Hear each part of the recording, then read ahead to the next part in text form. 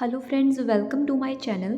आज की वीडियो में हम देख रहे हैं nursing care plan on myocardial infection, जिसको कॉमनली हार्ट अटैक भी बोलते हैं और इसको एमआई भी बोलते हैं, मायोकार्डियल इन्फेक्शन। होता क्या है कि हार्ट की जो मसल सेल है वहाँ पर जो यानी कि हार्ट की मसल सेल टिश्यूज़ जो हैं वहाँ पे प्रॉपर ब्लड सप्लाई नहीं होती, तो ऑक्सीजन भी नहीं पहुँचती, जिसकी वजह से वहाँ नेक्रोसिस शुरू हो जाता है हार्ट की मसल सेल में। और ये एमआई होता है, हार्ट अटैक होता है। बहुत ही सीवियर कंडीशन है, जान का खतरा इसमें रहता है पेशेंट का। और कुछ कुछ इसमें मेन जो सिम्टम्स हैं वो देखने में आते हैं। तो ये हम इसमें स्टार्ट करते हैं एनसीपी। जैसे कि सबसे पहले demographic data, bio data patient का आप लिखोगे, उनका नाम, एज, हॉस्पिटल कौन सा है, date of admission, religion, ward, address, diagnosis. और उसके बाद जो पेशेंट की कंप्लेंट है, जिस वजह से वो हॉस्पिटल में एडमिट हुआ है, आया है, वो आपको लिखनी है। कुछ इसकी मेन कंप्लेंट्स होती है, मेजर कंप्लेंट, जैसे कि चेस्ट पेन होता है जो कि रेडिएट होता है, हाथ की तरफ आता है, गर्दन में भी जाता है। तो ये तो मेन इसके सिम्टम है कि जो होते ही होते हैं। इसके अलावा भी कोई सिम्टम्स उसमें देखने को मिल रहे हैं पेशेंट को, तो वो भी आप नोट कर सकते हो। स्वेटिंग है भाई, वॉमिटिंग आ रही है। प्रेजेंट इलनेस में आप लिखोगे कि एंजाइनल पेन है। चेस्ट पेन जब होता है हम उसको एंजाइना कहते हैं, ठीक है। और जो जो शोल्डर में पेन जा रहा है, टैकीकार्डिया भी हो रहा है, टैकीपनिया हो रहा है, ऐसा कुछ भी हो रहा है, वो आप कंप्लेंट्स उसकी पूछ के लिखते हो इसमें। पास्ट की हिस्ट्री जो भी रही है वो लिखते हैं। सर्जरी कोई पास में हुई है तो आपको नोट करना है। फिर यहाँ पे आता है फॉर्मेट के अकॉर्डिंग हमने लिखा है, जैसे पर्सनल हिस्ट्री, पेशेंट की जो भी पर्सनली हिस्ट्री है वो आप लिखोगे। एंड फैमिली की हिस्ट्री आप लिखोगे, फैमिली मेम्बर्स के बारे में लिख सकते हो, उनके यहाँ पे नेम लिखे गए हैं। पेशेंट से रिलेशन जो है वो भी आप लिख सकते हो, इनमें लिखा नहीं है ना, कॉलम एक और बना के बाकी उनके बारे में लिखा है। ये तो आगे फैमिली ट्री बनाना है आपको। ये हमारा पेशेंट है और ये जो है इधर ये कीज़ लिखा गया है, तो यहाँ पे कीज़ आप लिख लेना।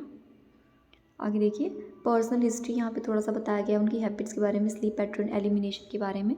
सोशियो इकोनॉमिक हिस्ट्री उनके इनकम से रिलेटेड होती है, जो भी उनका इनकम है, मंथली इनकम, एनुअल इनकम अगर है तो वो भी आप ऐड कर सकते हो यहाँ पे, जितना भी आपके पास बनता है, यानी मैथमेटिक्स करके अपना।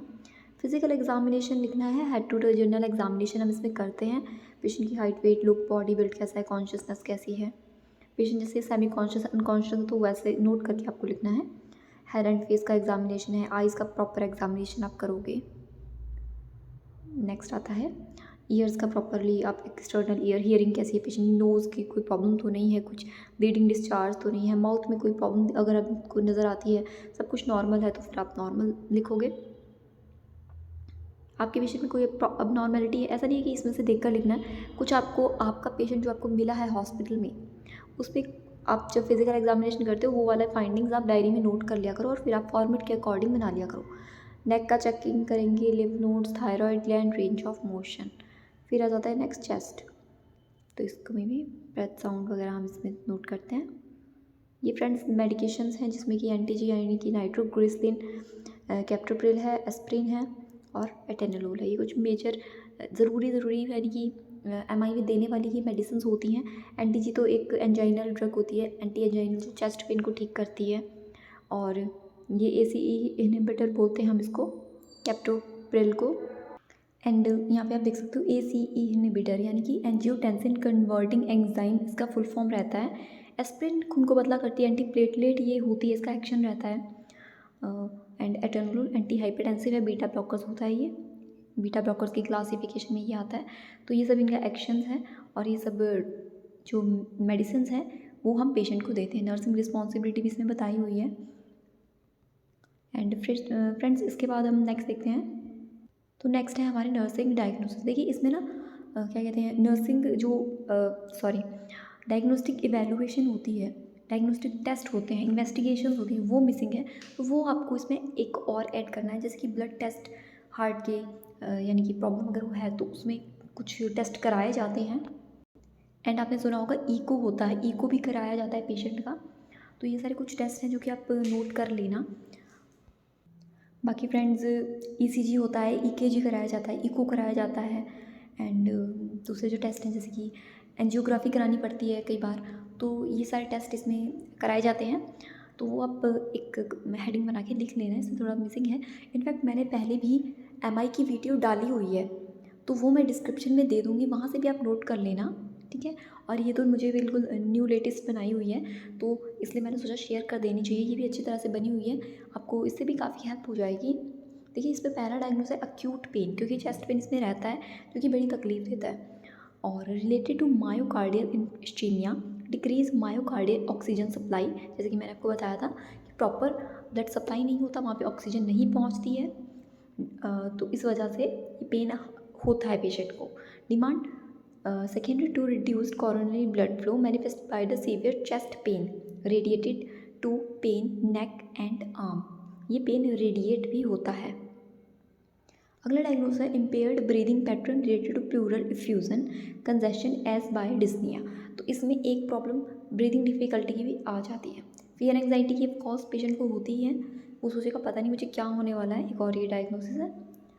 और infective gas exchange related to interpretation of blood flow to the pulmonary alveoli और मेजर फेलियर एल्वोलेक्स capillary membrane changes characteristics by severe dyspnoea nervous cyanosis and hypoxaemia.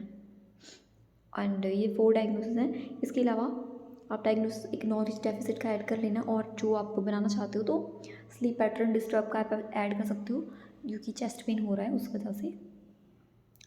यानी कि disturb sleeping pattern. One by one करके nursing diagnosis को explain करते हैं।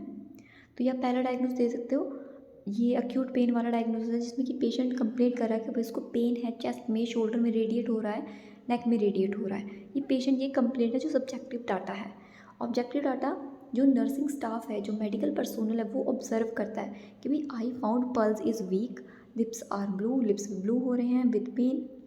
और pain scale के बारे में आप लिख सकते हो, उसके वाइटल्स के बारे में यहाँ पे जैसे कि लिखा गया है, तो ये सब लिखा गया है, यहाँ पर आप नोट कर सकते हो, देख सकते हो, उसको समझ सकते हो।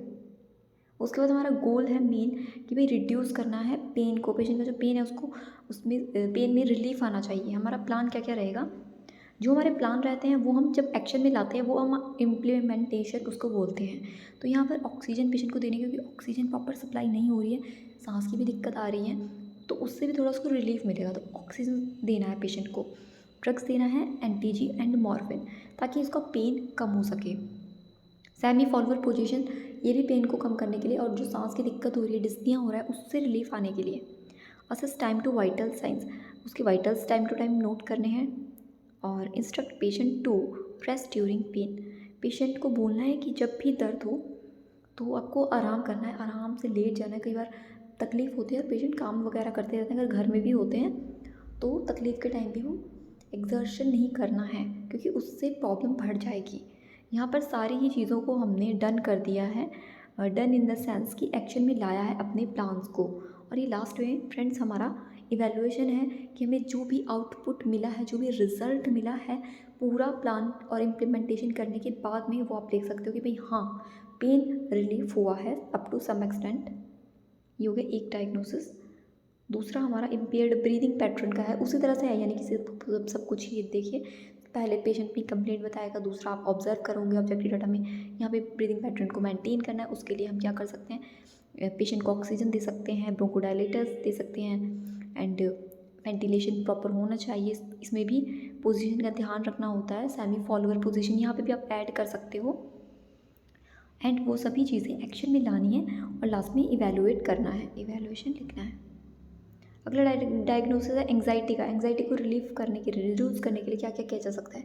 पेशेंट का एक उसको एंग्जाइटी हो रही है, प्रॉब्लम है, फियर है डिजीज़ को लेकर, और आप क्या ऑब्जर्व करोगे, कुछ फेशियल एक्सप्रेशन ऑब्जर्व कर सकते हो। एंग्जियस हो सकता है उसके फेशियल एक्सप्रेशन, डिप्रेस्ड हो सकता है वो, रेस्टलेसनेस हो सकता है उसको। हमारा काम है कि पेशेंट की जो एंग्जाइटी है, फियर, उसको रिड्यूस करने का हमारा काम रहता है। प्लान रहेगा कि पेशेंट की जो ट्रीटमेंट है वो फुल उसको बताना, भी ये ऐसा ऐसा है, आप ठीक हो जाओगे। थोड़ा सा उसको साइकोलॉजिकल सपोर्ट भी देना है, आईपीआर अच्छे से मेंटेन करना है। एंटी एंग्जाइटी ड्रग्स भी दे सकते हैं एज़ पर ऑर्डर, अगर ऑर्डर है तो ये भी चलाई जा सकती हैं। वैसे तो कोई ऐसी बीमारी नहीं है उसकी एंग्जाइटी वाली, बट पेशेंट को हार्ट की प्रॉब्लम है, उसको एमआई है, तो उसके साथ वो जो एंग्जाइटी क्रिएट कर रही है उसकी डिजीज़, तो उसको रिलीफ लाने के लिए anti anxiety drugs as per order हम दे सकते हैं। Provide relaxation therapy, relax patient हो जाए थोड़ा सा उसको मेडिटेशन के बारे में समझाना है, डीप ब्रीदिंग के बारे में समझाना है, तो वो भी अच्छी चीज़ें हैं। इन सभी चीज़ों को एक्शन में जब आप चीज़ लाते हैं तो इम्प्लीमेंटेशन बोला जाता है, और at the end evaluation. Friends, I hope आपको ये क्लियरली दिख गया होगा ना।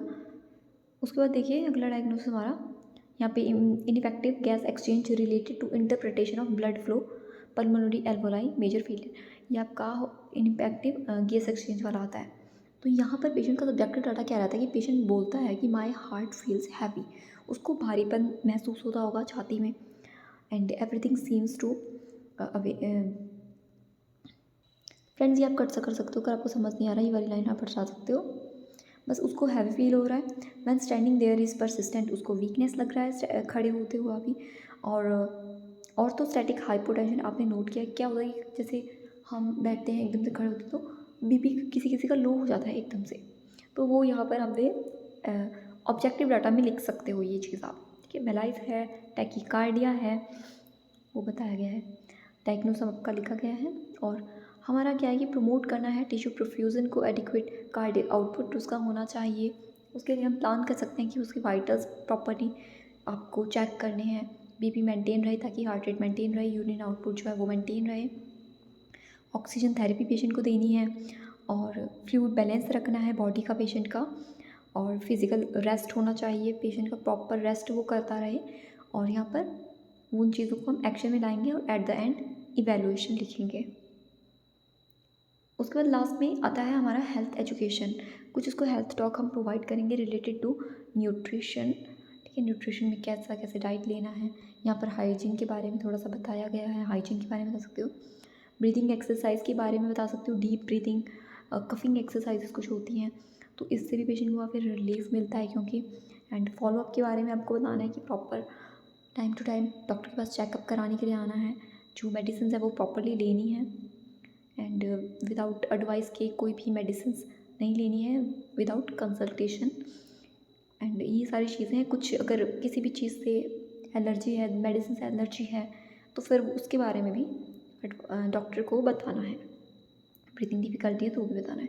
तो फ्रेंड्स, ये था आज का नर्सिंग केयर प्लान। आपको कैसा लगा प्लीज़ मुझे कमेंट करके ज़रूर बताइए फ्रेंड्स। एंड जैसे आप असाइनमेंट्स वाली जितनी भी वीडियोज़ हैं, NCP असाइनमेंट्स, इनको आप काफ़ी सपोर्ट करते हो हमारे चैनल पे, मैंने देखा। लेकिन मैं ये चीज़ नोट कर रही थी कि जो स्टडी मटेरियल मैं डाल रही हूँ चैनल पे, उसको इतना ज़्यादा यानी कि व्यूज़ उस पर नहीं आ रहे हैं। I don't know why, but please उनको भी सपोर्ट कीजिए। वो भी काफ़ी टाइम लगाकर वीडियोस बनाई जाती हैं, आपके लिए ही बनाई जाती हैं ताकि आपको चीज़ें क्लियर हो सके, आपकी जो डाउट्स हैं वो क्लियर हो सके। यूनिट वाइज मैं सोच रही थी पढ़ाने का, बट सोशियोलॉजी की वीडियो बच्चों ने देखी ही नहीं। मुझे लगा कि थोड़ा तो देखेंगे, 30 मिनट की वीडियो वो बन चुकी थी। तो प्लीज़ फ्रेंड्स उन पे भी सपोर्ट कीजिए ताकि आप स्टडी मटेरियल में भी आप आगे आएँ। सिर्फ प्रैक्टिकल नहीं है, आपको थ्योरी भी पढ़नी है, प्रैक्टिकल, दोनों चीज़ों को साथ में लेके चलना है। तो अगर आप सपोर्ट करेंगे तो आपका बहुत बहुत मैं धन्यवाद करती हूँ इस चीज़ के लिए। पर प्लीज़ कीजिए सपोर्ट, जैसे आप इन वीडियोज़ पे करते हैं, असाइनमेंट, NCP, केस स्टडी पे करते हैं, तो प्लीज़ स्टडी वीडियो जो है, लेक्चर वीडियोज़ हैं, उन पे भी सपोर्ट कीजिए friends. And thank you so much for watching.